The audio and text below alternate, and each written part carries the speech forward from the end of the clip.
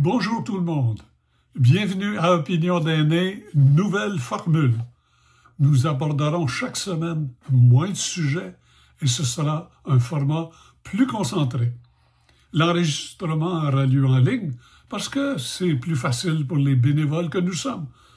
Je serai évidemment toujours avec Dominique Delbast, dont on sait qu'il défend ses opinions avec toujours conviction. Bonjour Dominique. Bonjour Alain. On n'est pas toujours d'accord. On s'exprimera dans nos différences parce que, comme dit l'adage, n'est-ce pas, du choc des idées vient la lumière et ça nous aidera, chers spectateurs, à faire votre propre opinion. Pour commencer, premier sujet, Dominique, est-ce qu'il y a parfois des avantages à mettre les aînés en laisse? Eh ben oui, c'est une drôle de question. Je m'attendais pas à que ta question soit formulée comme ça, mais ça peut effectivement paraître comme ça. Sauf que maintenant, la laisse, elle est électronique le plus souvent et que on utilise la technologie pour éviter de perdre nos aînés parce que de plus en plus, évidemment, il arrive que les aînés se perdent et on appelle ça la disparition de nos aînés. Comme il y a des disparitions à tous les âges, mais il y en a aussi beaucoup chez les aînés.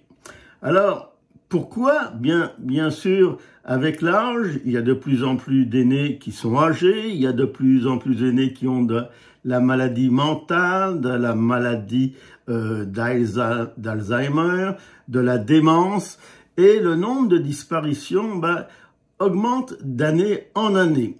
Chez les personnes de 60 ans et plus, et en 2022, il y avait eu 276 disparitions d'aînés.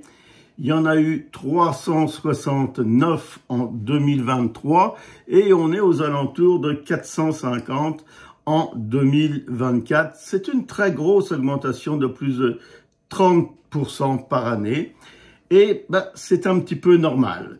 Il y a beaucoup d'aînés qui sont chez eux, qui sont encore très bien, qui habitent chez eux, mais qui des fois ont des pertes de mémoire ou qui oublient où ils sont.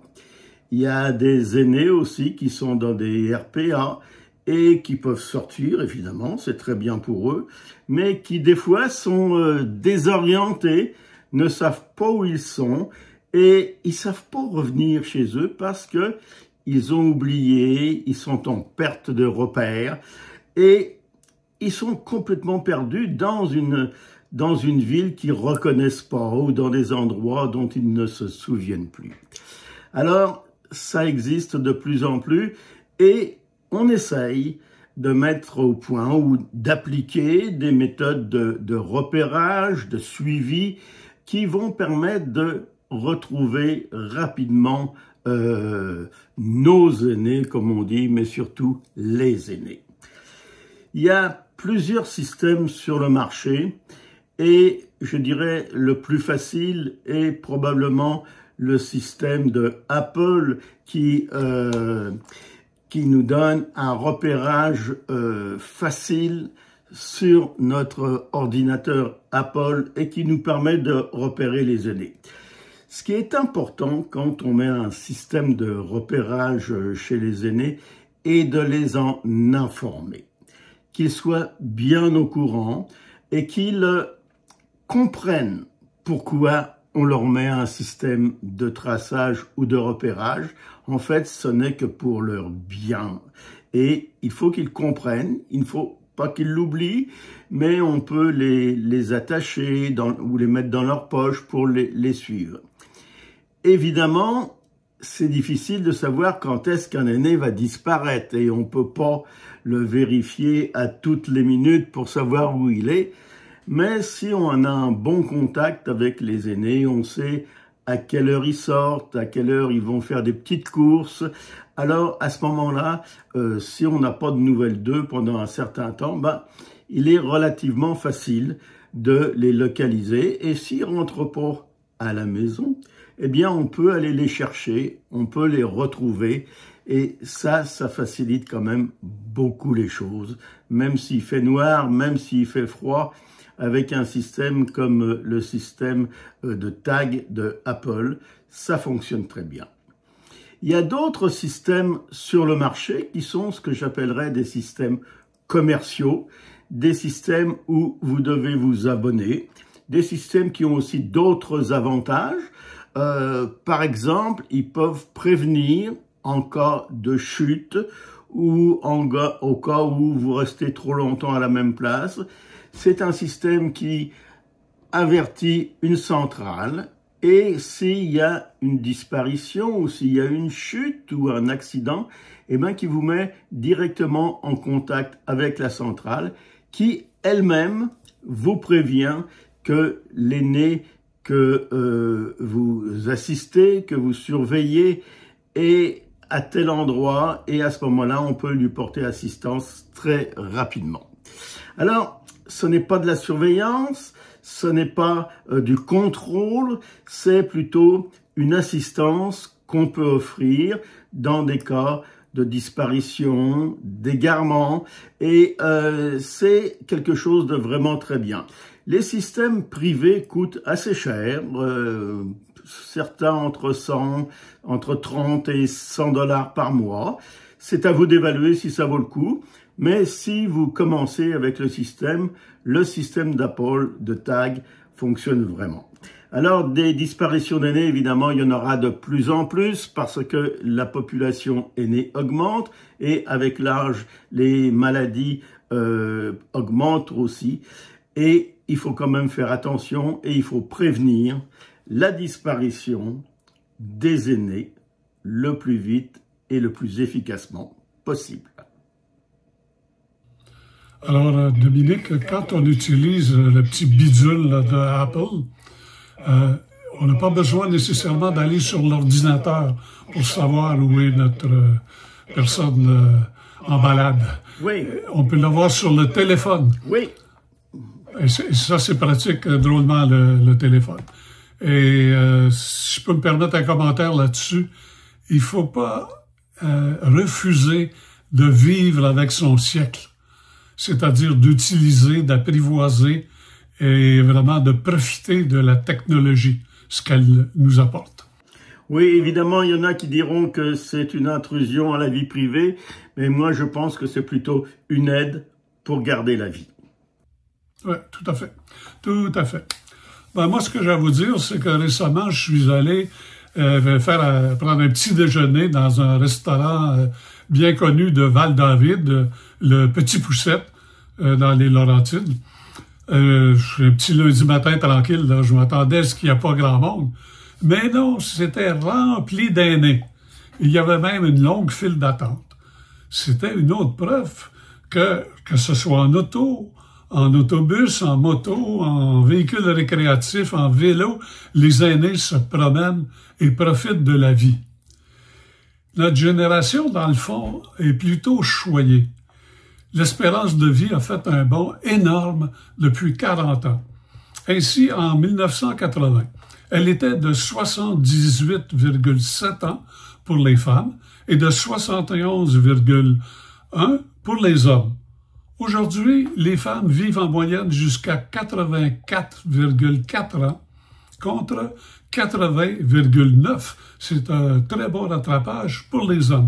Probablement que les hommes s'occupent mieux de leur santé qu'autrefois.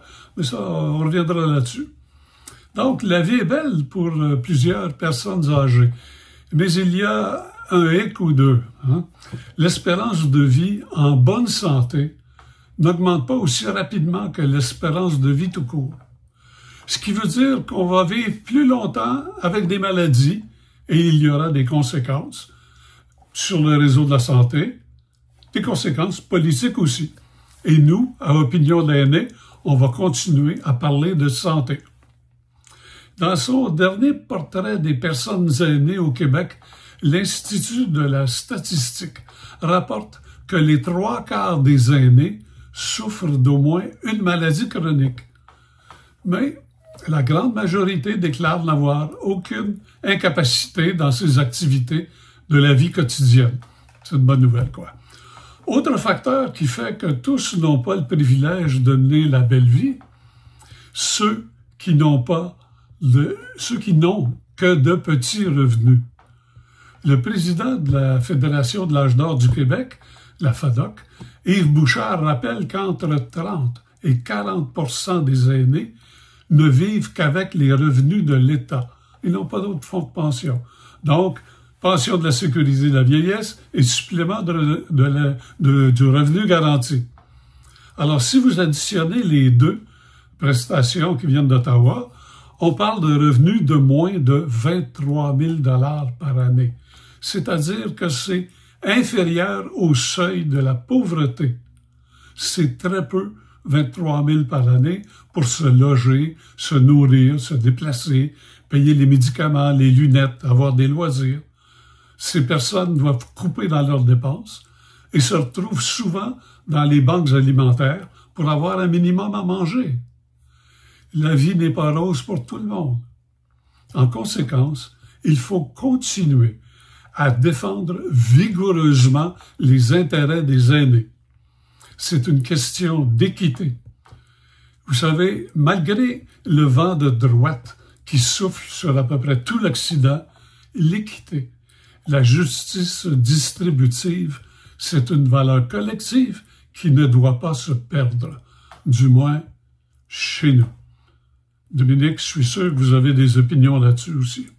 Oui, il faut les défendre absolument et il y a plusieurs organismes qui les défendent très bien, entre autres l'AQDR, l'AREC et la FADOC maintenant a une nouvelle organisation et va peut-être aller plus loin dans ses démarches pour défendre les aînés parce que les aînés n'ont pas de voix. On essaye de leur en donner une qui pourrait être une réunion de toutes ces tables de conservation, de tous ces organismes sans but lucratif qui travaillent pour la défense des aînés. Et il faut absolument mettre les aînés sur la carte. Tout à fait. Alors, avant de terminer, j'ai une petite question pour vous, Dominique. Chez les aînés, pourquoi les femmes font-elles tant de bénévolat et que si peu d'hommes en font? Ben, je crois que les femmes ont peut-être plus de compassion que les hommes. Leur côté maternel fait qu'elles font plus de bénévolat, elles se rendent plus utiles, elles se sentent plus utiles que les hommes. C'est mon opinion et elle vaut ce qu'elle vaut, alors. Ah oui, ben, on en reparlera à la prochaine émission. Alors, merci Dominique, merci cher public de votre intérêt. Partagez cet enregistrement, n'est-ce pas? Et à la prochaine. Alors, Alain, je t'interromps 2 petites minutes pour mentionner quand même le départ d'une de nos grandes amies et collaboratrices avec qui nous avons collaboré longtemps, Gisèle Galichan. On la regrette beaucoup. Merci Dominique. Merci cher public de votre intérêt. Partagez cet enregistrement. À la prochaine, n'est-ce pas? Et d'ici là, vous le savez, hein? Profitez de la vie.